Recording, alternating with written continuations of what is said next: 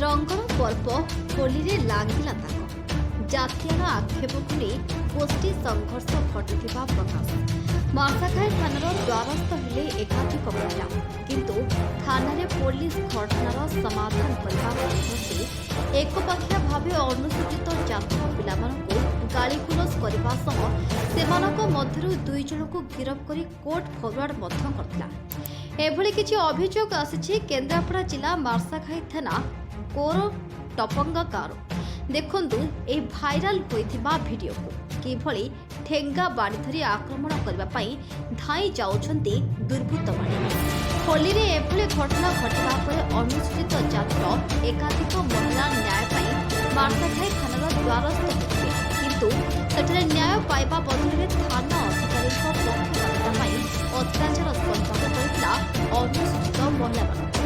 फल आज जिला आरक्षी अधीक्षक द्वारस्थ होती बहु महिला निजर दुई जन पिला थाना छाड़ा सह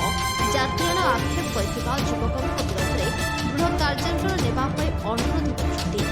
कर एसपी संगे संगे एसडीपीओ जयंत कुमार महापात्र को डकाई घटनार तदंत दायित्व देते केन्द्रापड़ा आरक्षी अधीक्षक एसडीपीओ महिला सहित आलोचना करने कौन कहते एसडीपीओ अभियोग करने महिला माने केन्द्रापड़ा संतोष कोथाला रिपोर्ट द ओडिशा पोस्ट।